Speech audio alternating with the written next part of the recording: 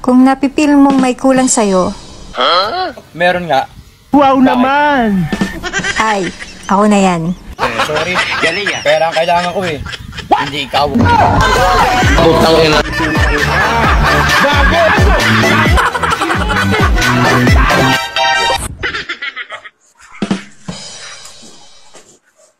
Han, itigil mo muna yan. Ano naman yan? Nag-exercise ang tao eh. Itigil mo muna kasi yan. Maraming libre sa barangay ngayon. May pila nga doon, no? Kaso lalaki lang pwede. Kaya inilista na kita doon. Pambihira naman oh. Ngayon ako nag-exercise eh. Ano ba yun? Bilisan mo kasi. Para ikaw ang maunang may salang at matapos agad. Oh, sige. Ano bang klaseng libre yan? At napaka-importante sa'yo. Oo, napaka-importante talaga para sa akin yun. Ano bang klaseng libre yan? Napakakulit mo eh. Kangina ka pa eh. Libre tuli. Gago! Mawa ka naman. Putang ina.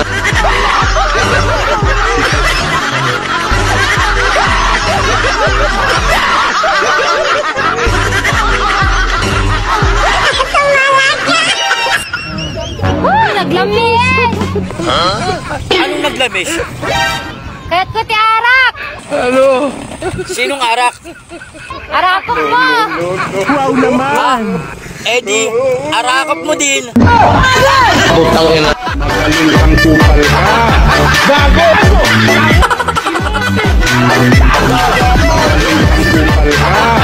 Gago! Kung hindi mo ako sinisiraan sa kapitbahay natin, bakit ang tawag sa akin? Babaerong support. Ginagawa mo. Ikaw daw nagkakalat eh. Sus, sinisiraan mo ako eh. Naninira na pala ngayon? Pag nagsasabi ka ng totoo?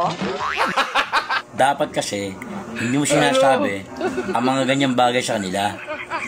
Dapat kasi, magtulungan tayong dalawa. Ganun ba yun? Oo naman. Mag-asawa tayo eh. Dapat, magtulungan tayong dalawa. Nung nagutil kayo ng babae mo, hindi ka nagpatulong sa akin. Sinasabi mo ba sa kumpare mo kapag pumupunta ka sa babae mo?